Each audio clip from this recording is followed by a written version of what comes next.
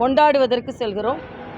இனிமேலும் தமிழகத்தில் நெடுங்காலமாக இந்துக்கள் என்றாலே அவர்களை கேலி செய்யலாம், கிண்டல் செய்யலாம், உதாசீனப்படுத்தலாம், அவர்களின் கொள்கையை கேலி செய்யலாம், அவர்கள் கொள்கைகளை கலாச்சாரத்தை இந்து மத கலாச்சாரத்தை பின்பற்றுபவர்களை எந்த அளவிற்கு கீழ்த்தரமாக பேச முடியுமோ அப்படி பேசலாம்.